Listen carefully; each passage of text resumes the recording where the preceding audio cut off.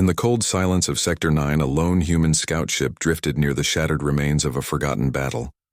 The crew long gone, only echoes remained until a flicker of motion appeared on the edge of the sensor grid. It was not mechanical. It was alive, a slender figure with silver eyes and skin like moonlit bark emerged from the debris. She called herself Elira, and beside her coiled a creature of scaled shadow and ember breath. Her dragon Kale, whose wings hummed with residual energy. From a war not of this galaxy, the humans aboard the scout vessel were wary. But their commander Lena Grant made a choice. No protocol would allow. She opened a channel and said, "Thanks, love," I said casually. The alien girl stopped, as if she had never heard it before. That single phrase cracked something open in Elira. A memory or a wound no one could tell yet. But from that moment the fragile bridge between species began to form. The scout ship, named the Daisy May, was small and worn. Its hull patched, more times than anyone could count. It had been sent to map the outer rim of Alliance space, a quiet mission meant for data collection. Not combat, but the sector had other plans. The wreckage they found was massive, twisted metal and frozen plasma, stretched across thousands of kilometers, no distress signal, no life signs, just silence and the slow spin of dead warships from a conflict. No one in the Alliance records could explain. Lena stood on the command deck, arms crossed, eyes fixed on the main screen. Her second in command. Riley stood nearby, chewing on a protein bar and watching the readouts with tired eyes. "We should turn back," Riley said. "This place gives me the creeps." Lena did not answer right away. She studied the debris field. Something about it felt wrong. Not just the scale of destruction, but the pattern. The way the metal bent inward as if crushed by something that moved faster than light or thought. "Run another sweep," she said. "Keep the shields up and the engines hot." Riley nodded and tapped the console. But before the sensors could complete their cycle, a new blip appeared, not on the long range, but close, very close, almost on top of them. The crew tensed, weapons officers reached for triggers, but Lena raised a hand. "Waitin'." The view screen, a shape, detached itself from a broken hull. It moved with grace unnatural for the vacuum of space. No thrusters, no suit, just bare feet stepping on nothing, as if walking on air. The figure was tall and thin, with pointed ears and eyes that glowed faintly silver. Her hair floated around her like smoke and her skin shimmered with a pale green undertone. She wore simple cloth wrapped around her body. Not armor, not uniform. Just fabric that seemed to breathe with her beside her, a massive form, uncurled wings spreading wide enough to block out stars. The dragon was black as void, but lined with veins of red light. Its eyes burned with intelligence. Not animal instinct, but something deeper. "Older, all hands hold fire," Lena ordered, her voice steady though her heart pounded. The alien woman raised one hand, palm open. Not a threat, but a question. The dragon lowered its head and let out a low rumble that vibrated through the hull. Not a growl, but a sound like distant thunder. "Open." A channel. Lena Sadrily hesitated but obeyed. A soft hum filled the deck. Then silence. Lena took a breath and spoke. Not with military formality, but with the ease of someone talking to a neighbor over a fence. "Thanks, love," I said casually. The effect was immediate. The alien woman froze mid-motion. Her silver eyes widened and her breath caught, though there was no air to catch in space. The dragon turned its head sharply toward her, as if sensing a shift in gravity or time itself. The silence stretched, long enough that Riley shifted nervously on his feet. Then the woman spoke. Her voice came through the comm. Not in words, but in tones that shaped themselves into meaning in the minds of those who listened. "I am Elira," she said. "And this is Kyalina," smiled slightly. "Nice to meet you, Elira. I am Lena Grant of the Alliance scout vessel Daisy." Elira tilted her head as if tasting the name, then nodded. "You are not like the others." "What others?" Lena asked. "The ones who shoot first, the ones who burn. Questions before they are asked." Lena glanced at Riley, who gave a small shrug. "We try to be different." Kale let out another low sound this time.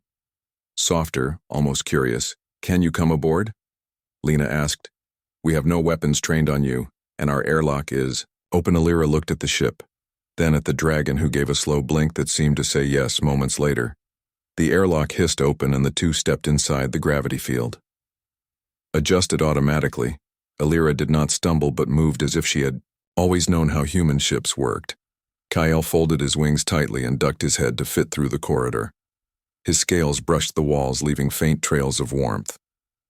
The crew watched from a distance, not hiding their awe or fear. Lena led them to the mess hall, the most neutral space on the ship. She offered water, but Illyra shook her head. "I do not drink as you do," she said instead. She placed a hand on the table and closed her eyes for a moment. The wood beneath her fingers darkened, slightly as if absorbing something unseen. Kale curled on the floor, his tail wrapping around his body like a cat. His eyes never left. Lena began carefully. "Where did you come from?" Illyra opened her eyes. They were deeper now, almost liquid silver. "From a place the stars forgot and the battle out there. Not ours," she said, "but we walked through it." Lena frowned. "You walked through a war zone. Is why to find someone who would listen." "Listen to?" What Lyra looked at her for a long time, then said, "To find someone who says thanks, love, without wanting something in return." Lena felt a strange tightness in her chest. She had said those words 1,000 times to friends, to strangers, to shopkeepers who held the door for her. It was just a habit, a small kindness, but to this woman it was rare enough to stop her in her tracks. "You really never heard that before. Not like that," Illyra said. Not with ease, not with warmth, not as if it meant nothing and everything at once. Kale made a soft noise, almost a purr. Lena sat down across from her. "So what do you need from us?" Illyra hesitated, then reached into the folds of her cloth and pulled out a small object. It looked like a seed, but glowed faintly with the same red light that traced Kale's scales. "This is a memory," she said. "It holds what happened before the silence." Lena reached for it but stopped short. "Do I touch it?" "Only if you wish to." Lena looked at Riley, who stood by the door, arms crossed but nodding slightly. She turned back to Illyra and gently took the seed. The moment her fingers closed around it, the room vanished. She stood on a world of tall trees and twin suns. The sky was purple, and the air smelled of rain, and something sweet voices sang in harmony. Not in words, but in feelings. Joy, sorrow, warning. The elves moved among the trees, graceful and calm. Then the sky tore open, not with fire, but with silence. A wave of nothingness that swallowed sound, light. Thought the singers fell one by one, not dead but empty. Their eyes blank, their voices gone. Kale soared above, roaring a song of defiance, but even his fire dimmed in the face of that void. Illyra stood alone at the center, holding the seed as the last note of her people's song faded into the seed itself. Then darkness. Lena gasped and dropped the seed back into Illyra's hand. She was back in the mess hall, breathing hard, her hands trembling. What was that? The veiled chorus. Illyra said, "They do not kill. They erase, they take everything that makes you you, and leave only a shell that moves but does not feel. And they are coming here. They are already here," she said. "They move between the cracks of space, between the spaces where no one listens." Lena stood and walked to the window, looking out at the wreckage, then at the stars. "Beyond, how do we stop them?" "You do not stop silence with noise," she said. "You stop it with a voice, someone who speaks even when no one answers. Someone who says thanks, love, even to strangers." Lena turned back to her. "So you came looking for that?" "I came looking for hope." Kale lifted his head and met Lena's eyes in that moment. She understood he was not a pet. He was a guardian, a companion, a brother in arms. Riley stepped forward. "We should report this to command." Lena shook her head. "Not yet. They will see her as a threat or a weapon, but she might be both, maybe," Lena said. "But she is also a person, and right now she is the only one who knows what is coming." Illyra stood slowly. "I do not ask for your trust, only your ears." "You have more than that," Lena said. "You have my word." Kale rose to his feet and bowed his head slightly, a gesture of respect. Outside the ship, the stars burned cold and distant. But inside the Daisy May, something new had begun. Not an alliance, not a treaty, but a fragile thread of understanding, woven from 3 simple words: "Thanks, love," I said casually, and the alien girl who stopped as if she had never heard it before. Back on the orbital way station, Helios Ring. The Alliance Council debated whether to trust the elf woman and her dragon. They were not of known origin. Their biology defied classification. Their language sang in frequencies that broke translation. Algorithms, yet Lena insisted they were not enemies. She recounted how Kale shielded her ship from a swarm of hunter drones, how Elira healed a dying engineer, with nothing but a whisper and a touch of her fingers. Still, suspicion ran deep, especially from Admiral Voss, who saw only a threat wrapped in mystery. Tensions rose when a distress call came from the outer rim colony of Briss Hollow. The signal was fragmented, but one word repeated endlessly: help, help, help. Lena volunteered to investigate, and against orders she brought Elira and Kale with her. The journey was tense. The humans watched the elf woman as if she might vanish or explode. But Elira watched them too, studying their faces, their fears, their kindnesses. She began to understand why that phrase, "thanks love," unsettled her so deeply. It was not the words, but the ease with which the humans said them, as if affection required no armor. The Helios Ring spun slowly against the black canvas of space. A massive station shaped like a silver hoop, its corridors filled with diplomats, engineers, and soldiers from a dozen worlds. Yet none had seen anything like Elira and Kale. They stayed in a sealed observation wing. Not a cell, but close enough the walls were transparent. The air filtered, the doors locked from the outside. Lina had argued for days to keep them free, but command refused. They are unknowns, she was told, until we know what they are. They are risks. Lena visited every day, bringing food. Though Elira rarely ate, she brought books, though. Elira preferred silence. She brought music once, and that made the elf woman smile for the first time. A soft, almost shy lift of her lips as the notes filled the room. Kyle lay coiled in the corner, his eyes half closed, but always aware. When Lena entered, he would lift his head just enough to acknowledge her presence. "You do not have to keep coming," Elira said one evening as Lena sat on the floor beside her. "I know," Lena replied, "but I want to." "Why?" "Because you saved my ship, because you trusted me when you had no reason to." Elira looked away, her silver eyes reflecting the station lights like distant moons. "You humans speak of trust as if it is a gift.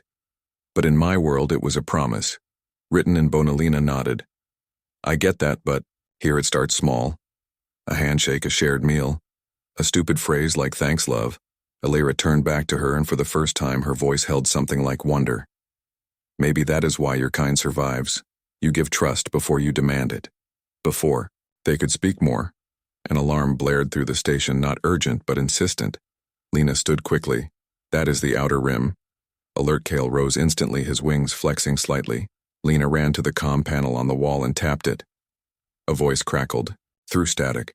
"This is Briss Hollow Colony. To any Alliance vessel, we need help. Repeat. We need help." The signal cut in and out, but the fear in the voice was clear. Lina turned to Elira. "Briss Hollow is a farming colony, small population, no military presence." Elira frowned. "Then why call for help?" "That is what worries me." Within the hour, Lina stood before the council chamber, a circular room with floating seats and holographic displays of star maps and fleet positions. Admiral Voss sat at the center, his face lined with years of war and caution. "Grant, you are not cleared for active duty while under investigation for unauthorized contact with unknown entities. With all due respect." "Sir," Lena said, "someone is screaming for help out there, and we are the closest ship. You are also compromised by your attachment to that thing." "She is not a thing, sir." "She is." Elira Voss leaned forward, his voice low and sharp. "I have reviewed your logs. Grant, that creature healed your engineer by placing her hand on his chest and humming a tune. Is that science or magic?" "It is both, maybe neither, but it worked. Magic has no place in Alliance doctrine." "Then maybe it is time to update the doctrine." Murmurs rose around the chamber, some in agreement, some in anger. Voss sighed. "You will take the Daisy may, but you will go alone, no passengers, no exceptions." Lina met his gaze. "I cannot do that, sir." "Then you will not go at all." Silence filled the room. Finally, a voice spoke from the back. It was Dr. Maeve Ellis, the station's chief xenobiologist. She was small, with kind eyes and a mind sharper than most weapons in the fleet.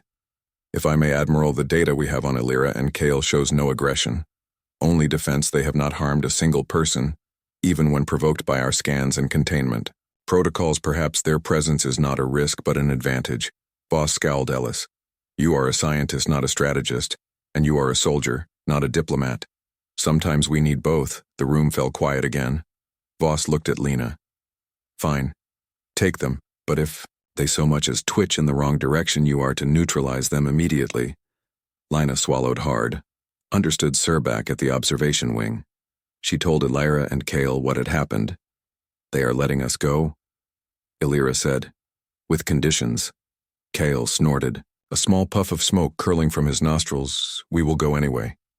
Illyra said. Not because they allow it, but because Briss Hollow needs. Lena nodded, then let us move fast. The Daisy May launched within the hour, its engines humming softly as it broke. Orbit Illyra stood at the viewport watching Helios ring shrink behind them. Kyle lay across the cargo hold, his massive form fitting surprisingly well into the space he had claimed as his own. The journey to Briss Hollow took 2 days during that time. The crew avoided Illyra not out of malice, but uncertainty. They had been told she was dangerous, that her dragon could melt hull plating with a breath. Yet they had also heard how she calmed a panicked child on the station with a single song. Lena made sure to eat meals with her, to walk the corridors with her, to treat her like a person, not a specimen. Slowly the crew began to follow suit. A technician named Nora left a hand-drawn star chart outside Illyra's quarters. A cook named Jules offered her a cup of herbal tea brewed from earth plants. Illyra accepted it with both hands and whispered, "Thank you," in a voice so soft it barely carried. On the 3rd day, the Daisy May dropped out of warp near Briss Hollow. The sight that greeted them was wrong. The colony should have been green fields and domed habitats instead. The land twisted upward in spirals of black metal. The sky pulsed with violet storms and the air shimmered with unnatural heat. Run a full scan, Lina ordered. The results came, back confusing. No life signs, no weapons, no ships, just energy readings that made no sense. Illyra stepped onto the bridge, her presence quiet but commanding. This is the work of the Veiled Chorus. She said, you mentioned them before. They do not kill, they rewrite, they take a place and fold it into their silence. So the people are still there, but not as they were. Lena felt a chill run down her spine. What do we do? We listen. Illyra walked to the comm station and placed her hands on the console. Close your eyes, she said. Lena hesitated, then obeyed. For a moment there was nothing, then faintly beneath the hum of the ship she heard it, a whisper. Not in words, but in feeling, lost, afraid, alone. They are calling, Lena whispered. Yes, but not to us, to themselves. They remember enough to know they are missing something. Kale entered the bridge, then his claws clicking softly on the metal floor. He looked at Illyra and let out a low sound that vibrated through the decks. He nodded. You are right. We cannot wait. Lena opened her eyes. What is the plan? Illyra turned to her. I must sing. The chorus speaks in silence, so I will answer with sound, a song that reminds them who they are. But how Kale will carry me into the storm. I will stand on his back and sing from the heart of it. That is suicide, maybe. But it is also hope. Lena looked at her crew. They were scared but ready. She made her choice. Prepare the ship for high altitude, hold position above the colony. Then she turned to Illyra. I am coming with you, no, Illyra said. This song is not for human voices, it would burn you. Then let me be near enough to hear it. Illyra studied her face, then nodded. Minutes later, Kale stood in the cargo bay. His wings spread wide. Illyra climbed onto his back, barefoot, her cloth robes fluttering. In the artificial wind, Lena stood at the ramp watching. Be careful, she said. Illyra looked back, and for the first time she tried the phrase herself. Thanks, love. Lena smiled. It suits you. Kale leapt into the sky. The ramp closed behind him. The Daisy May shuddered as the dragon broke atmosphere and soared toward the violet storm. On the bridge the crew held their breath. Then the song began. It was not loud, but it filled everything, a melody that seemed to come from the ground. The air, the stars themselves. It spoke of names, of laughter, of small moments like holding hands or sharing bread. It spoke of being alone but not lonely. The storm flickered. The metal spirals trembled, and one by one lights appeared in the colony. Not electric, but human eyes blinking, open mouths forming words, not help but my name is. The chorus had been startled, and now it knew their names. Briss Hollow was not just under attack, it had been rewritten. The colony buildings twisted into spirals of living metal. The sky pulsed with violet storms, and the people were gone, replaced by hollow shells that moved in perfect unison. Elira recognized the signs. This was the work of the Veiled Chorus, an ancient collective that consumed civilizations by erasing individuality. She told Lena that the chorus did not kill it, assimilated, and in doing so, it stole the very thing that made a soul unique. The humans argued over tactics, but Elira knew there was no weapon that could fight this. Only a song, a counter-frequency that could awaken what the chorus had buried. She asked Kale to fly into the heart of the storm while she stood on the ships. Hullon protected her voice, rising in a melody older than stars.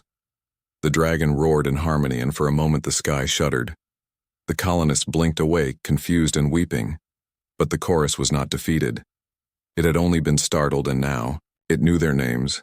The Daisy May hovered above the broken colony, its sensors struggling to make sense of what they saw.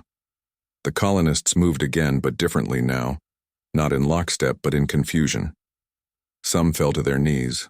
Others clutched their heads as if trying to hold memories in place. The violet storm above them thinned but did not vanish. It coiled like a wounded serpent, watching. Waiting, Lena stood on the bridge, her hands gripping the edge of the console, her eyes fixed on the feed. From the external cameras, Elira still stood on Kale's back, high above the clouds, her arms outstretched, her mouth open in silent song. The dragon circled slowly, his wings casting long shadows over the land below. "Get me a comms link to her," Lena ordered. Riley tapped the controls. Static hissed, then cleared slightly. "Elira, can you hear me?" Is Lena? Her voice was tired but clear. "What do we do now? The chorus is wounded, not gone. It will regroup and it will come for us." "Why? Because we reminded it of what it lost." Lena frowned. "What do you mean?" "Long ago the chorus was not a destroyer, it was a single being. A lonely mind that sought connection. It reached out and found others, but instead of sharing it, consumed them, thinking unity meant sameness. It forgot that love needs distance, that trust needs choice. So it is not evil. It is sad and powerful and dangerous because of it." Kale banked sharply then and descended toward the Daisy. May Elira slid from his back as he landed on the hull. Her legs trembled, but she did not fall. Lena rushed to the airlock and opened it before protocol allowed. "You did it," she said, helping Elira inside. For now Kale folded his wings and entered behind her, his scales dimmer than before, as if the effort had drained him. Dr. Ellis met them in the medbay. She had come aboard with a small team after the council reluctantly approved aid for Briss Hollow. She examined Elira with gentle hands, then shook her head. "She is not injured physically, but her energy readings are low, like she gave away part of herself." Elira smiled faintly. A song costs the singer down on the surface. Teams in environmental suits began helping the colonists. They were disoriented. Some did not remember their own names, but they were alive, and that was enough for now. Back on the ship, Lena gathered her officers in the briefing room. Elira sat with them, though she did not speak much. Kale lay outside the door, his presence a silent guard. "We cannot stay here." Riley said the chorus might return. "We cannot leave them either." Nora added, "They need medical care, food, shelter." Lena looked at Elira. "What would the chorus do next?" "It will seek the source of the song. It will come for Methan. We protect you." Elira shook her head. "You cannot fight. Silence with guns." "Maybe not, but we can give you time." "How be drawing its attention elsewhere?" Lina outlined a plan, simple but risky. They would send a decoy signal from a nearby asteroid belt mimicking Elira's biosignature, while the Daisy May slipped away with the colonists and the real Elira aboard. It was not perfect, but it was all they had. As they prepared to leave, a new message arrived, not from Alliance Command, but from Admiral Voss himself. "Grant, your actions at Briss Hollow are under review. The Council has received reports that you deployed an unregistered alien entity as a weapon.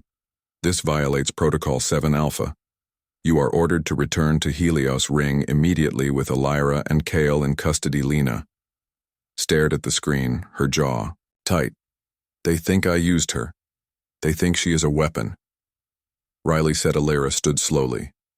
"Then they do not understand." "What do we do?" Lena asked. "We run." Elira said simply. "Run if we return. They will cage me, study me until I am as empty as the chorus makes its victims. I will not let that happen." Lina looked at her crew. They were tired but resolute. Then we run. They loaded the last of the colonists onto transport shuttles and launched them toward a neutral medical station under the guise of emergency evacuation. Then the Daisy May turned its nose away from Alliance space and jumped to low warp. For 2 days they traveled in silence. No comms, no signals, just the hum of the engine and the occasional soft sound from Kale, who slept fitfully in the cargo Holden. The 3rd day Alira found Lina on the observation deck staring at the stars. "You gave up everything for us," she said. "I gave up a job, not a life. You could have stayed safe. Safe is not always right." Lyra leaned against the window beside her. "In my world, we had a saying. The truest voice is the one that speaks when silence is easier." Lina smiled. "I like that." They stood in quiet for a while. Then Alira asked, "Do you ever wonder why you said it that day?" "Said what?"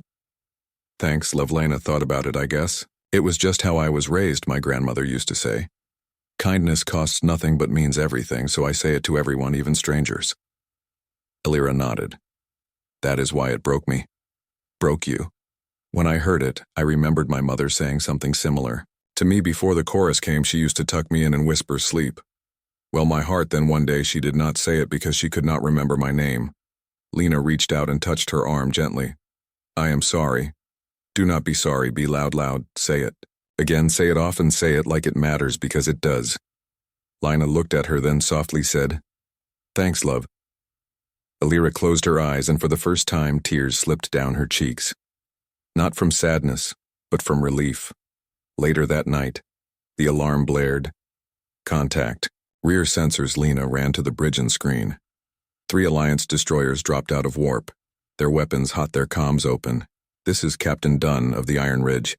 Lina Grant, you are ordered to power down and prepare for boarding." Riley cursed under his breath. "We cannot outrun them," Lina said. "We do not have to." Elira replied, "What do you mean?" "Let me speak to them." Lina hesitated, then nodded. Elira stepped to the comm and placed her hand on the panel. She did not speak in words. Instead, she sent a pulse, a single note, clear and bright. It carried the memory of Briss Hollow, the faces of the colonists, the sound of their voices returning. For a long moment, there was silence. Then Captain Dunn's voice came back, softer this time. "Stand by, Daisy May. We are re-evaluating our orders." The destroyers held position but did not fire. Illyra turned to Lina. "They are listening. But for how long?" "Long enough." Kael entered the bridge. Then his head low, his eyes glowing faintly. He looked at Illyra and made a sound, like a question. She nodded. "Yes, it is time for what Lina asked, to go where the chorus cannot follow. Where even the Alliance will not look." The dead zone. Lina felt a chill. The dead zone was a region of space where no signals returned. No ship had ever come back from it. Many believed it was just a myth, a void with no stars, no matter nothing. "You want to go there? It is not empty." Elira said, "It is hidden. And you know what is there. I know what waits for me." There Lina studied her face, then made her choice, set course for the dead zone. As the Daisy May turned and accelerated, the Alliance ships did not follow. They watched as the small scout vessel vanished into the dark between Starson board. Elira stood beside Lina. "Why are you doing this?" She asked. "Because you showed me that some things are worth losing everything." Forkel let out a low rumble of agreement, and so they flew toward the silence, not to hide, but to find the truth, waiting in the dark. The Alliance declared Elira and Kael enemies of order. They claimed the elf woman summoned the chorus, or worse, that she was part of it.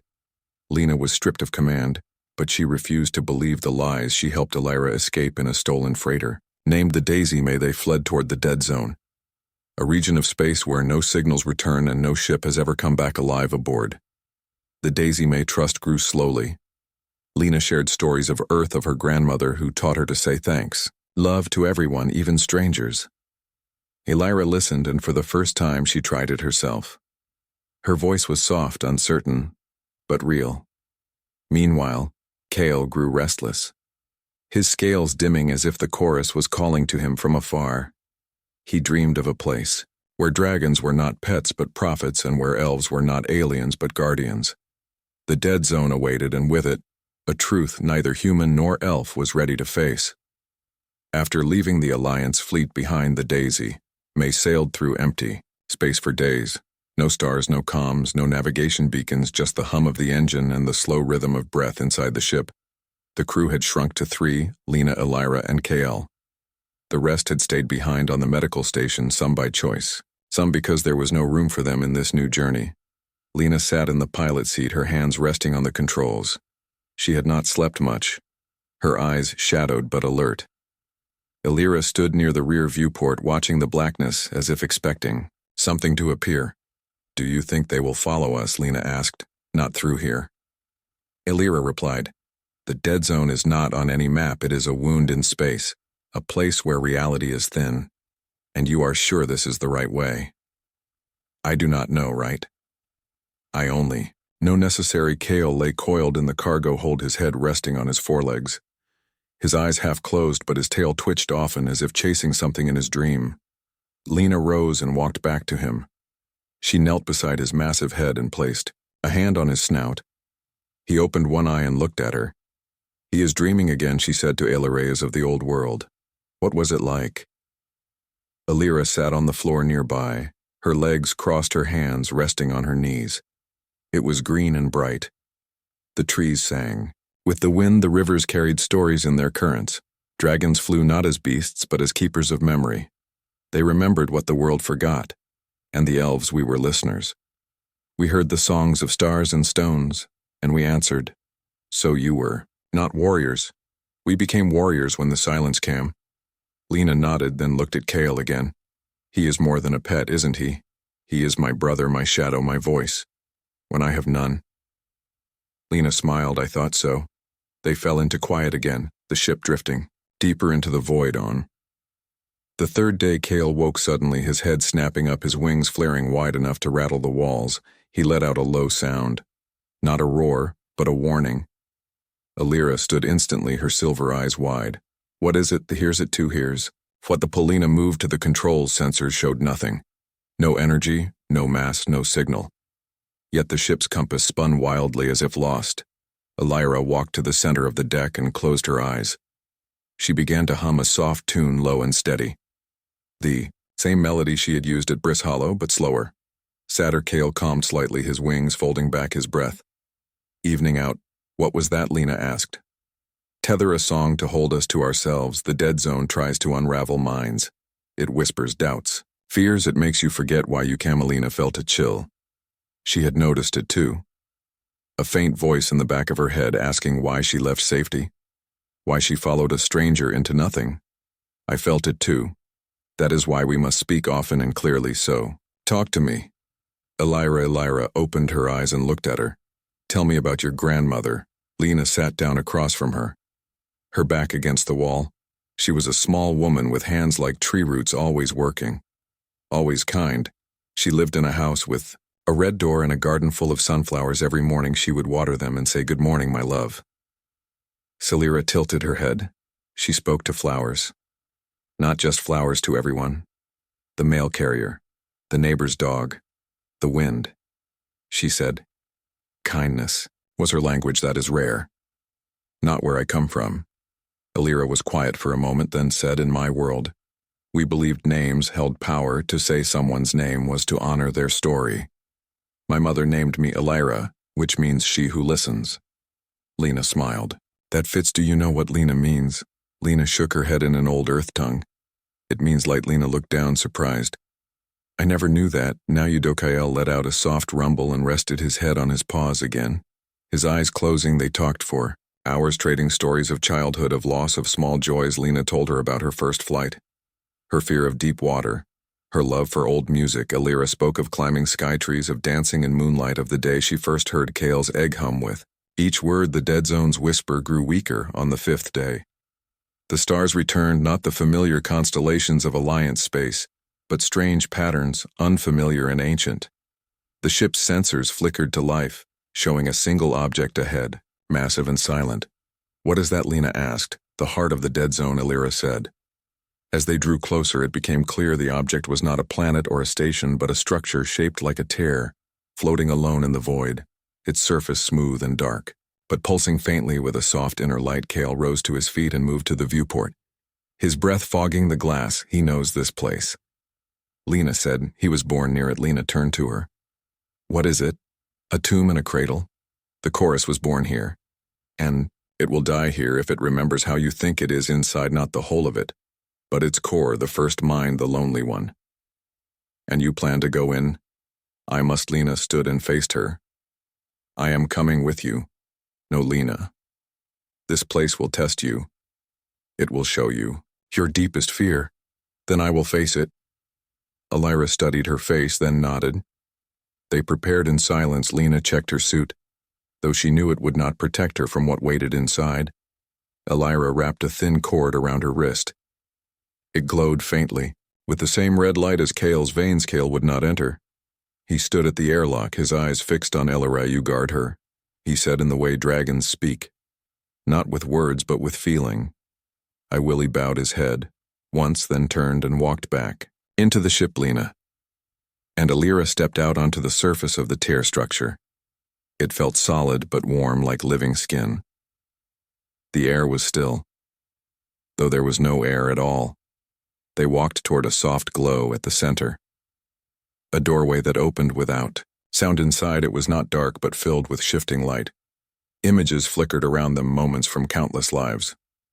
Joy, pain, love, loss. This is the chorus memory. Lena whispered. Yes, it keeps everything it has taken. Then how do we fight it? We do not fight it, we remind it of what that being alone does not mean being unloved. They reached the center of the structure, and there, floating in the air, was a figure small and childlike, made of static and starlight. It had no face, but it turned toward them, as if sensing their presence. Elira stepped forward. Do you remember me? The figure did not speak, but a feeling came through: sadness, confusion, longing. You took my world. The figure shivered. But you were lonely. A pause, then a whisper, not in sound, but in thought. Yes, Elira looked at Lena, then back at the figure. I bring you a new memory. She reached into her cloth and pulled out the glowing seed, the same one she had shown Lena weeks ago. She held it out, and the figure drifted closer. Lena stepped beside her and spoke softly. This is what you missed. She thought of her grandmother watering sunflowers, of saying thanks. Love to strangers, of holding a friend's hand during a storm. The figure reached out and touched the seed. Light exploded, not blinding, but warm, filling the chamber with voices not in unison but in harmony. Each one different. Each one whole. For a moment the chorus remembered. Then it wept outside. Kale lifted his head and let out a long, low note that echoed through the void. The dead zone was no longer silent, and the journey was not over, but the truth had been found, not in war but in memory. Not in fear, but in the simple act of saying thanks, love, as if it cost nothing and meant everything. In the dead zone they found not emptiness but a graveyard of worlds, each planet a tombstone carved with the names of lost species. At its center floated a structure shaped like a tear. It was the chorus hive, and also its prison. Elira realized the truth. The chorus was once like her, a being of song and sorrow that sought to end loneliness by merging all minds into one. But in doing so, it became a monster. She must enter the hive not to destroy it, but to remind it of what it forgot to sing, the song of separation. The beauty of being alone and still loved. Lena offered to go with her, but Elira shook her head. This is a song only another lonely soul can carry. Kale carried her to the hive's threshold, then turned back to guard the human, who taught his mistress how to say thanks, love, inside the hive. Elira found the chorus not as a swarm but as a child made of static and starlight. She knelt and sang not of war, but of a human woman who smiled and said, thanks, love, as if it cost her nothing and meant everything. The chorus wept and unraveled. Peace returned not through victory but through memory. In the aftermath, Lena was reinstated but chose to leave the fleet. She and Elira bought a small transport ship with Kale curled. In the cargo hold they had no destination. Only the promise of more stories to share and more thanks to give along the way. The tear-shaped structure hovered in the quiet heart of the dead zone. Its surface no longer dark, but shimmering with soft pulses of light like a slow heartbeat. The air around it hummed with a new kind of silence, not empty but full of echoes. Returning home, Elira stood at the edge of the hive, her bare feet touching the warm surface. She turned to Lena one last time, her silver eyes calm but deep with resolve. "You do not have to do this alone." Lena said, her voice low, but firm. "I do," she replied. "This song is mine to sing, just as your kindness was yours to give." Kale lowered his head beside Elira, his massive form still, but his eyes never left Lena's face. He understood what was coming. Lena stepped forward and placed a hand on Elira's shoulder. Then, without thinking, she said it again. "Thanks, love." Elira smiled, and for the first time the words did not startle her. They settled into her like sunlight. "I will remember that," she said. Then she climbed onto Kale's back and the dragon rose into the air, his wings cutting through the strange stillness of the dead zone. He flew not with urgency, but with reverence, circling once before landing gently at the hive's entrance. A soft arch of light that opened as they approached. Elira stepped inside and Kale turned back his claws, clicking softly against the hull as he rejoined Lena outside. "What now?" Lena asked. "We wait inside the hive." Elira walked through corridors made of memory walls lined with faces. Voices, moments each one a life the chorus had taken not to harm, but to hold close in its desperate need for connection. She saw her own people there, their eyes blank, but their hands reaching as if they could still feel the wind through the tree. At the center of the hive floated the core. Not a machine, not a monster, but a small figure curled in on itself, made of flickering light and sorrow. It looked up as she approached, its form shifting like smoke. "You came back," the chorus whispered, not in sound but in feeling.